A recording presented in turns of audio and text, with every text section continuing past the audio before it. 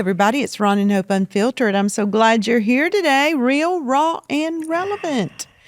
Before we started this taping, Ron Carpenter has been over here just burping away. And he says it's because he had to inhale his salad. Is that true? I don't have no time in my day. It's gross, Ron. Like you just eat walking down the hallway, you just slam something and It's just gross. I was burpy. However, we are so glad that I can you conceal are here it today. I can conceal it so nobody knows it. You can? Mm-hmm. Well, why don't you do it? You've heard me do it. You've seen me rather do it. When I burp, nobody knows I'm doing it. And you're like, like that? Move with it a little bit. Mm-hmm. Okay. But you don't make a sound. Oh.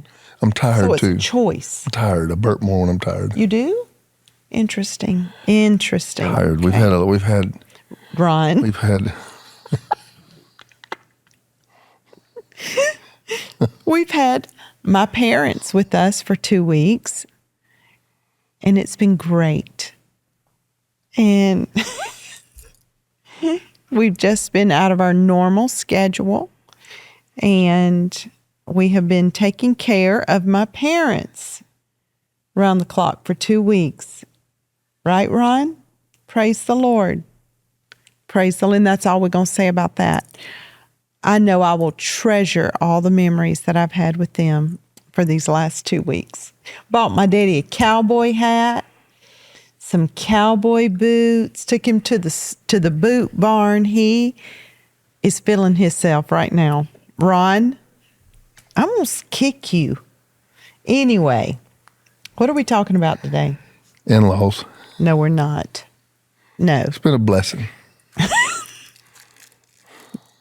Okay. We're going to have your mama in about 3 weeks. Baby. So. Baby. Mm-hmm. We're going to have your mama. I'm off like 2 days. About 3 days. Mm-hmm. I'm just going to sit here. I'm not saying anything. Well, I mean, they've been giving us permission to do things.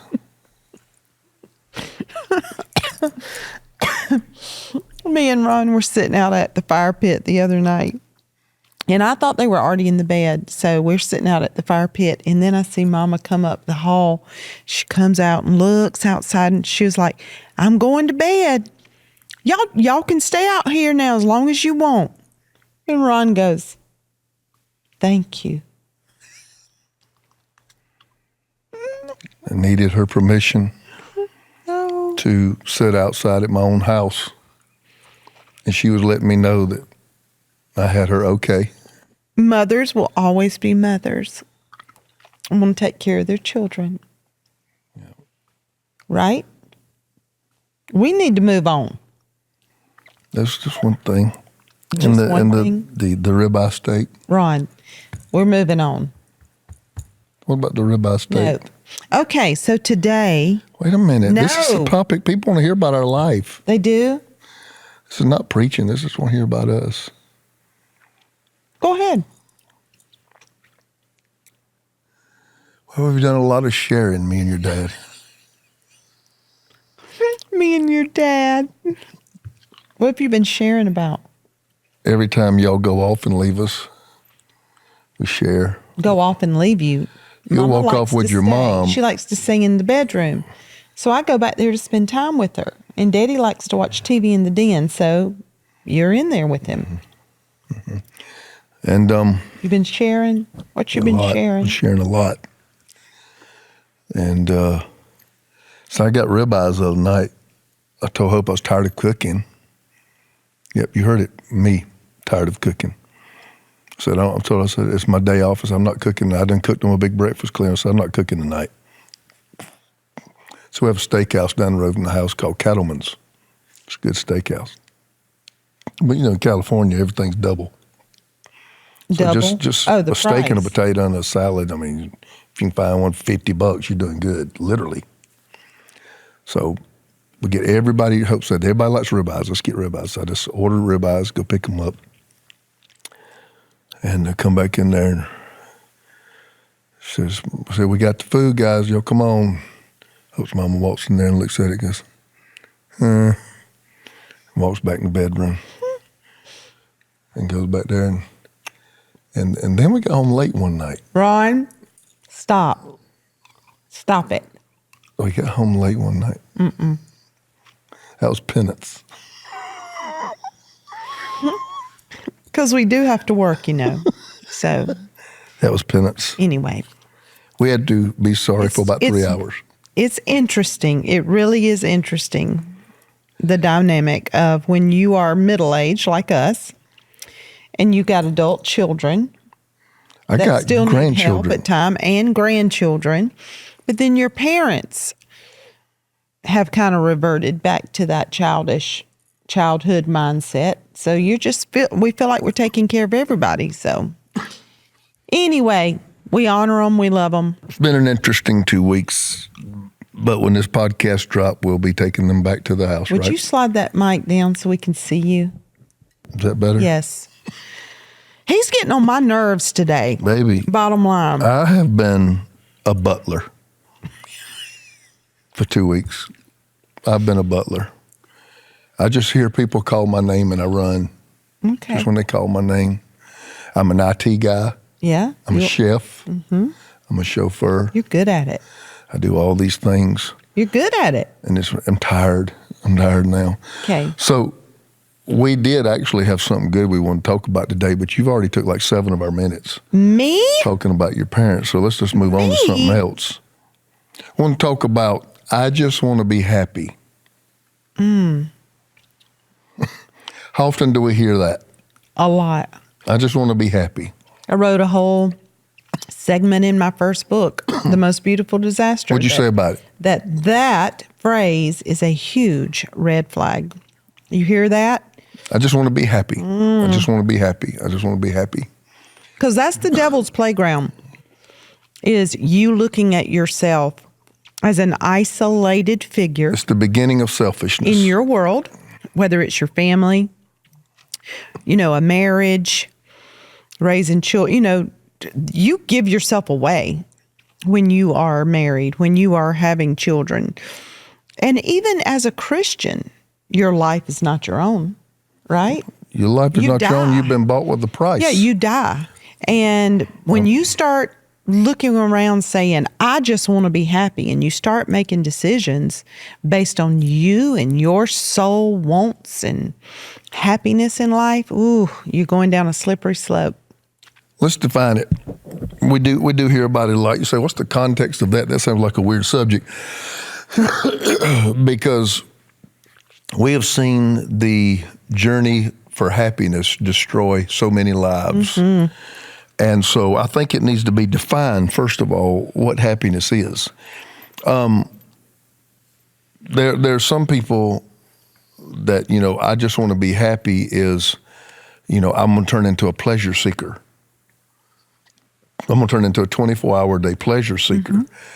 And the Bible says, he who sows to the flesh reaps corruption. So, number one, I just want to be happy. You've got to really examine, where is that coming from? Where's the root of that? Yeah, where's that coming from? Because if I just want to be happy is coming from a wrong place, it'll destroy your life. It really will. I mean, I'm not saying that tongue in cheek. I mean, it will destroy your life. But if a person's at the altar wanting to find God, saying, I want to be happy, that's totally different. Yeah, I'm in a miserable I'm life. miserable living like this. I'm miserable. And we believe the Bible preaches that. Right. He died a terrible death. See, we so have a that great we life. could live. Yes. So that we I've can come live. that you might have life and have it more Yeah. abundantly. And here's where I'm going to come from in this. Ron Carpenter's definition of happiness is to please God. As I understand the Bible, and I'm going to tell you that there's 2,000 pages to understand, and there's thousands of denominations that have a different take on the Bible. But if I take the Bible as a whole, the context of the Word of God, fulfillment, happiness, success, blessing, fill in the blank, comes when you obey God. Yeah. When you're walking out I your wanted to purpose, be a Division your plan. I football coach, and I would love to make one of these $8, $10, $12 million a year salaries. That's what I wanted to do. And I was pursuing it heavily. That's where I was going to go, and I had me a pretty good plan mapped out. Then I got saved. Okay? Now, I could have continued a fleshly pursuit in the pursuit of being happy. Mm-hmm. But saying yes to God, even though I didn't know how, wasn't trained, and really was not attracted to anything I felt like he was calling me to do, I felt like from this point forward, ultimate happiness is not out here. Happiness is in here. Yeah. Okay? And if happiness is in here, then obedience, no matter how hard, Yeah. you're still happy. Yeah, let's talk about, we'll expound on that, but right now let's talk about our sponsor, Green Chef. Fall, here we are at fall. I can't believe it. And it's one of my favorite seasons. The crisp air, the cozy sweaters, warm flavors just make everything feel comforting. It's the perfect time to reset and bring healthy habits back into focus. And with Green Chef, the #1 meal kit for clean eating, you can do just that. Green Chef makes it easy to spend less time in the kitchen and more time enjoying fall. And with their new Heat and Eat meals, enjoy a delicious, wholesome meal in just 3 minutes. That's crazy. Perfect for supporting your wellness journey. Green Chef recipes feature fresh, organic, seasonal produce and 100% responsibly sourced proteins to help you feel your best. Green Chef's real, clean ingredients help you build lasting, healthy habits without the hassle. Enjoy salads, ready in just 5 minutes, protein-filled breakfasts, or nutrient-rich smoothies. You'll love that. We hadn't tried their smoothies to fuel your day. Green Chef is ready to nurture your nutritional needs with 80-plus dietitian-approved weekly meal options. Listen, 80 meals? It's crazy. Green Chef makes it easy to find meals that fit into your lifestyle. Pick from Mediterranean, gluten-free, plant-based, and protein-heavy, even gut and brain health, and calorie-smart choices too.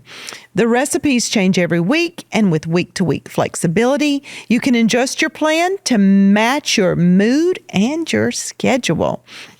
We've tried Green Chef's creamy Tuscan chicken with sun-dried tomatoes and spinach, and oh my goodness, it is so good, and it's packed with flavor. Green Chef sent everything in this fresh and pre-portioned box, so all I had to do was cook it and enjoy it.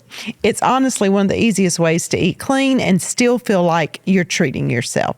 So make this fall your healthiest yet with Green Chef. Head to greenchef.com/50 Ron and Hope and use code 50 Ron and Hope to get 50% off your first month, then 20% off for 2 months with free shipping. That's code 50 Ron and Hope at greenchef.com/what? Ron and Hope.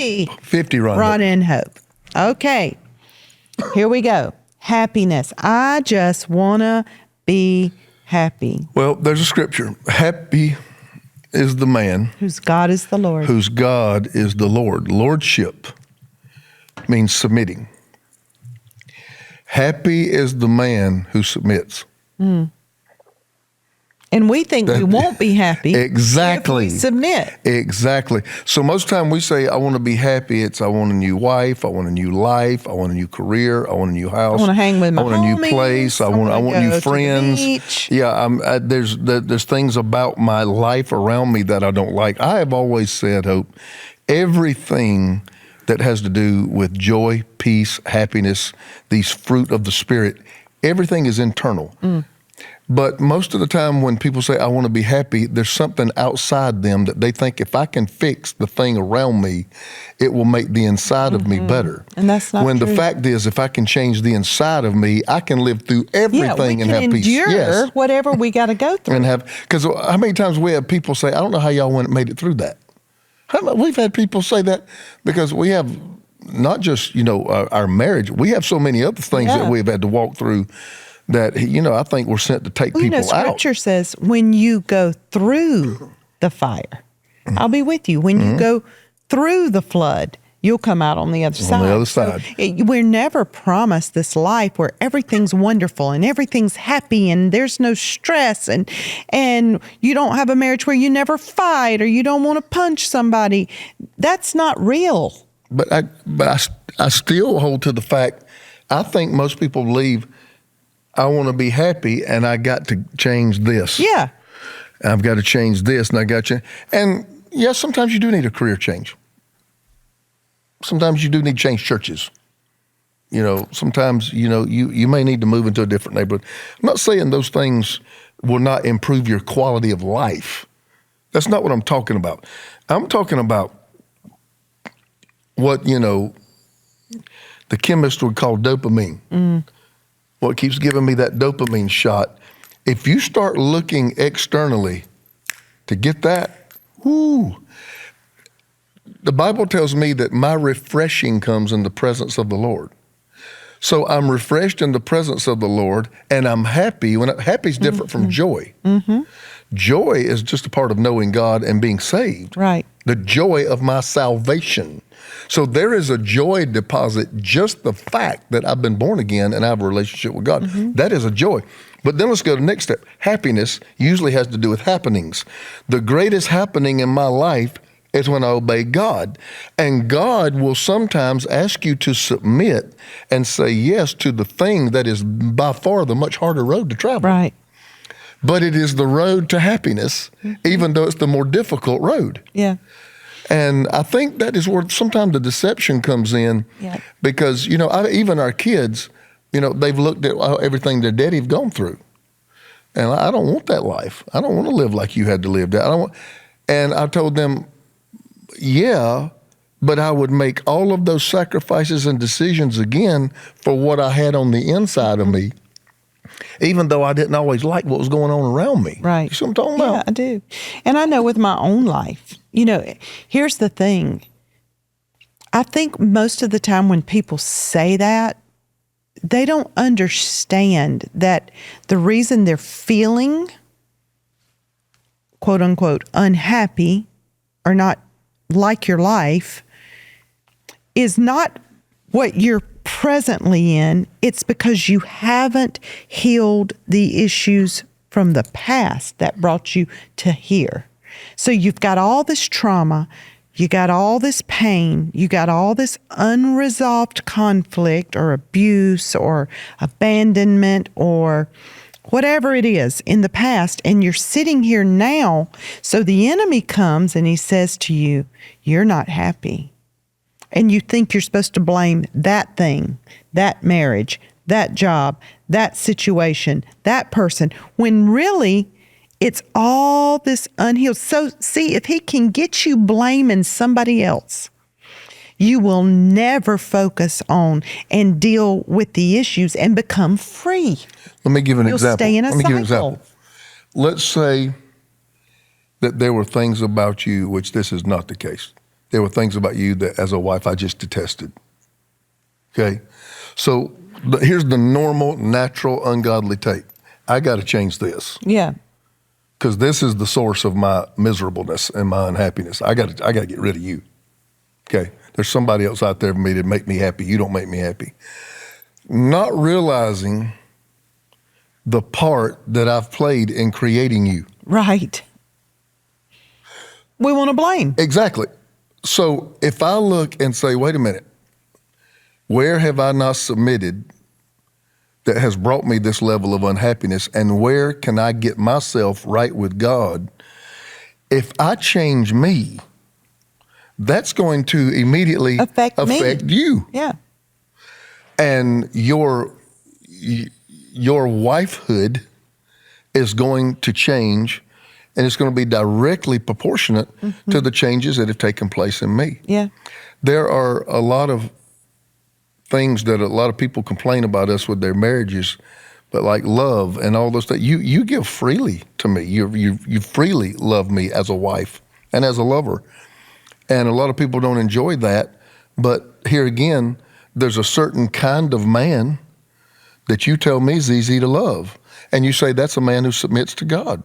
It's true. In other words, what I don't want to put words in your mouth, but what you've always insinuated to me is, when I came to you and you were building your dream home, and I said, I think we're supposed to go to California, and you took 5 seconds and said, I'm going with you. Why did you not give me hell? Why did you, I've heard of stories, marriages going off the ropes from stuff like that. Okay, why did you not give me hell? Because on some level, even though I've missed it before, obviously, I think my husband hears God. Mm-hmm. And we've said this before, that makes us feel very safe. That makes a woman feel very safe when she feels like we're submitted to God. Yes, the husband is submitted to God. So that makes me feel safe with your decisions. That makes me feel safe with you. Even when God asks me to do hard things, it still makes you feel safe. Yes. And see, that's what I'm talking about. Because I was happy where I was. Well, he was fine. Well, life was fine. Yeah, life was fine. I mean, our life had never been better. No, we weren't trying to get away from anything. So I was happy. So it wasn't that, you always have to seek happiness. But I think the people who always are trying to seek happiness really are not seeking happiness. They're seeking thrills, that dopamine hit, that because they're really depressed. They're really living in a life that they hate because they're not living in purpose. Jesus is not their Lord. They're running from God, so they're running to other things, trying to give them that temporary high, that temporary feel, and then they go back depressed. Then I got to run over here and do this again. Then I got to go over there and do that again. And then I'll never forget what Denise Boggs, what she taught us when we were healing our marriage, putting our marriage back together. She held our hand through a lot of that, and I learned a lot from her. I learned a lot that I didn't know. And one of the things she said is when you're searching and you go on this run looking for happiness, to some people that's a substance that turns into a substance abuse, that becomes a substance addiction. Or maybe it's a relationship that turns into an inappropriate relationship.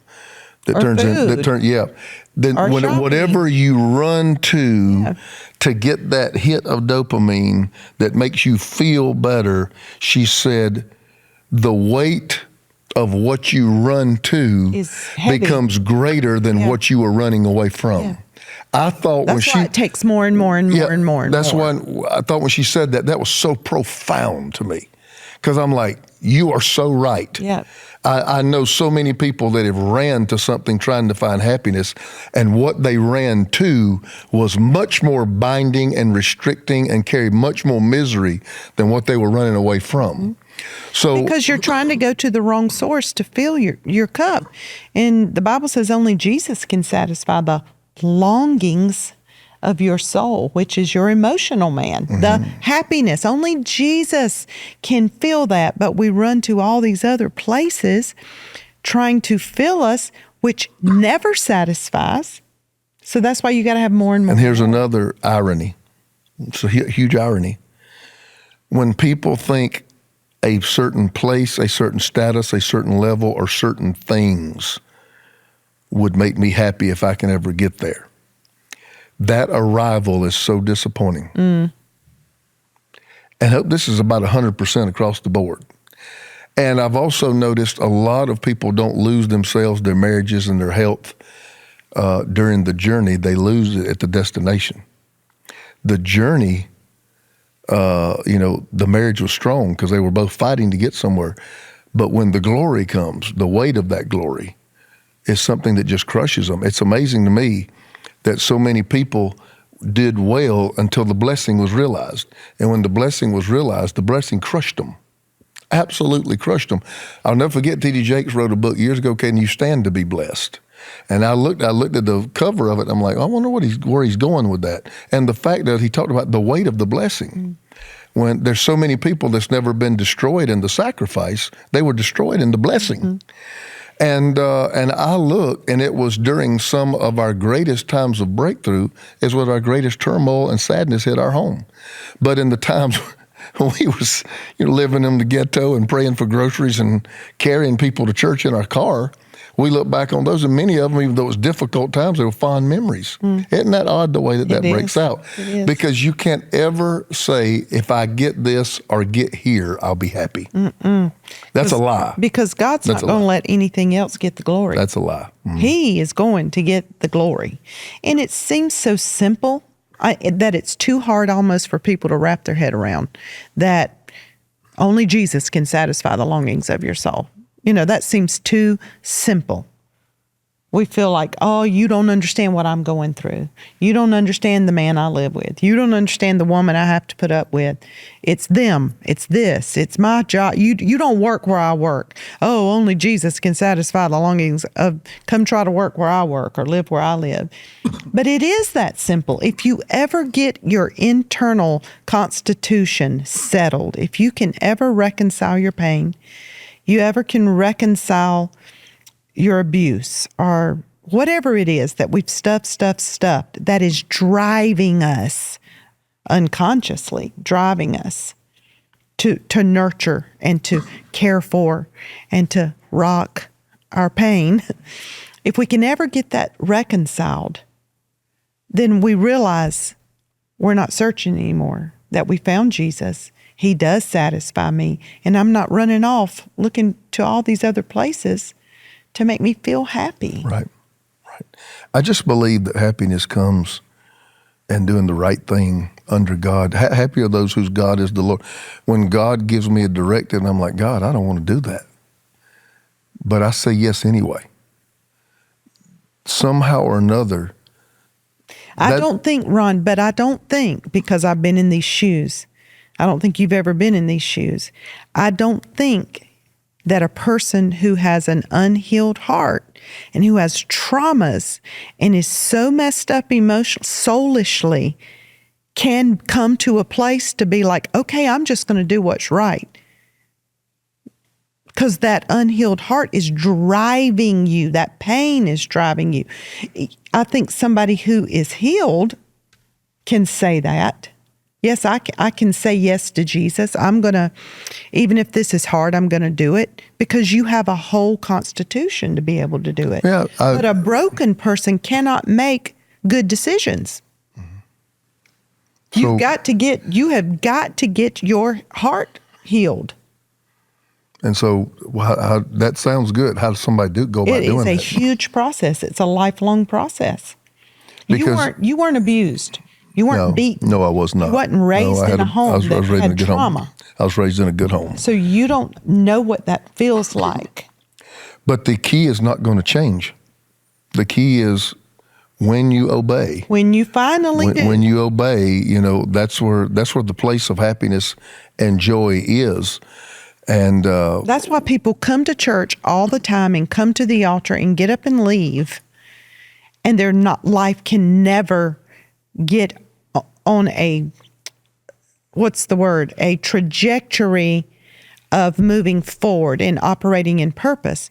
Because just coming down to the altar and getting some temporary ministry, it's relief. And coming to sit even under great word like you give. The Bible even says, if the ground, which is your heart, is thorny, is hard, stony. And stony, the word can't even penetrate that. The word can't change your heart. It's only that 25% of good soil that the word can penetrate. So it's all here. It's our heart that has to be healed. So is there any happiness that can be attained by things outside of you? I don't know that there is. I don't either. I'll go further say, I believe it is the condition of my heart. When I say inside, I'm talking about the heart. I'm not talking about the blood pump. Yeah. But the spirit man, the emotional man, the inner man, the unseen man. That's what I'm talking about. And its passions and desires. I believe it is getting that part of me right that allows me to enjoy good things in life. Yeah. I have sat down in a very nice convertible and driven to the office and probably near about a full-blown depression. A very expensive car, very nice. One I would dream about, finally got to the place after a book deal. I was able to do it. But miserable and unhappy and confused. And so I got the thing, but the state of my heart, the state of my soul, I could not enjoy even a blessing that God would let me into. So I come back to the fact, happiness is internal. It is not external. Joy is internal. Peace, all these things are internal. And when you say, I got to fix everybody to make me happy, to fix me, I think it is, I got to fix me before everything else. It's a lie from the enemy. And it's a trap. It's a stronghold. It's a lie that you've taken to be true, and you're standing on it. It's a stronghold that I'm not happy because of you, and I'm not happy because of this, and I'm not happy because I don't make enough money, and I'm not happy because I'm not married. You can be happy if you're broke. You can be happy if you're single, never married. You can be happy, period. Because of the condition of your heart. Yes. And it's that condition of your heart and that ongoing obedience that keeps you in that place. Right. It keeps you in that sweet spot with God that allows you to endure things, but never lose your happiness. Mm-hmm. And I've been around some of those Christians, and I knew they had just suffered great loss. And I'm like, man, they're at the altar hugging people. And they're giving away their last dollar, and we should be helping them, but because her husband just died, and look at her. But what is that? That is not the state of their life; it's the state of their heart. That's right. And your life can go through ups and downs, but the state of your heart create a constant joy and happiness that allows you to stay in a great place. That's abundant living. Even though it's exactly abundant living. That's not the number in your bank account. Listen, that's abundant living. Let me tell you, everybody, they've read your book and they've heard us talk about it. Hope. I remember when I used to believe God for, we was in a rented warehouse, believing God for a building for our church. And, me and nobody in my family had ever owned a home. Believing God for me and you can buy a house. I remember believing for, and then all of a sudden, I remember years later, I was believing God for sleep. Yeah. You see what I'm talking about? Why? Because when your insides are all messed up, what you want changes. Yeah, it does. Yes, those new buildings and houses and all that God don't mean nothing. I get up in the morning and cry, thank you that I slept last night. Why? Because of all the attack on your insides. So I think what me and you both are saying, happiness is a gift. I don't know if it's something that you achieve. I don't want to achieve happiness. No, it is a gift of God by living a life. Yeah, it's not what you chase. It's a result of your state of being. It's a result. Which has come from God. Because I'm at peace. I am settled. I can lay my head down tonight, know that I'm right with God. I'm right with man. I've done everything I know to do to obey the Lord. I'm happy because it's a result of my relationship where you are with God. It's a result of where you are with God. And I think that's what we're trying to say, because we hear all the time, why are y'all? Why? And I know that sounds too simple. It does. It does. Because but they tell us all the time, I'm just, why are y'all splitting up? What's going on?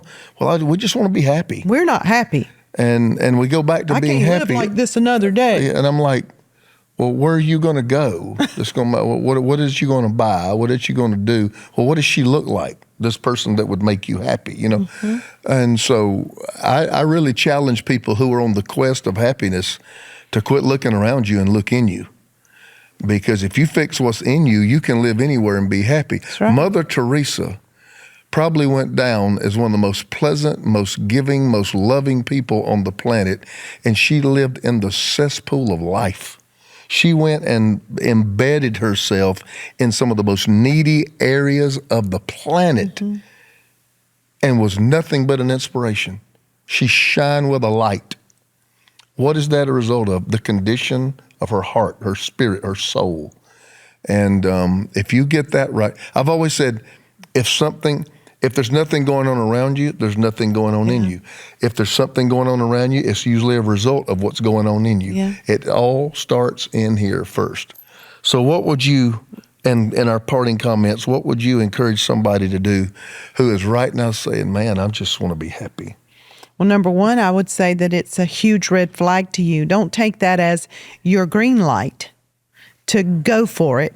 That I've just got a revelation that, I'm going to be happy. And I don't care what it costs anybody. I don't care if it costs my marriage. I don't care if, my children have to watch us go through a divorce. I don't care what it is. I'm going to be happy. That's selfishness. That is selfishness. And it's rooted in self. It is. It's rooted in self. Nothing self ever makes you happy. And that is rooted in the enemy, because he's the one who said, I will ascend to the clouds. I will. I will ascend to the clouds because I want to be like you. I want to be this. I deserve Godhead. So that's rooted in the enemy. And you need to see it as a huge red flag, not a green light. And you need to seek help. You need to seek counsel to say, what is driving me to live a selfish life, to feed my flesh, to be happy, because it's not of God. Unhealed heart. You want to do a little plug for Living Waters right here? I always like to do that. We do. Because there are a lot of people, like I got a DM, I read you before we came in here, a guy just pleading for help. Yeah, we do a 8-week series on both campuses, and we do some of them online too. Called Healing the Heart at our East Campus and our West. Do we do that online? We don't do it do we do it online? I'm not. Sometimes they do them different. Sometimes in person. Sometimes. Forgive us for not knowing that. Sometimes I'm not sure where we do it. But if you need more, help, go to livingwatersministry.com. This is actually a place. You can go in North Carolina. It's a retreat center, and they do a phenomenal job walking you through this process. Uncover your pain that's driving you to make terrible decisions. And even a little bit of that, that's not what we're designed for, but a little bit of it, even at our marriage conference. Or at least you will come out of our marriage conference being aware of where you need to go get help. And that's in February. That's in February in Monterey, California. So go on the website, get signed up for that. That's roncarpenter.com/events. It is. And we have an amazing women's conference coming up in January called Calling All Queens. And I have specifically on purpose situated it in San Antonio, Texas, in the middle of our nation, to draw women from all over the United States. Go to hopecarpenter.com/events. Get registered today. We love you. It's Ron and Hope Unfiltered, real, raw, and relevant. See you soon.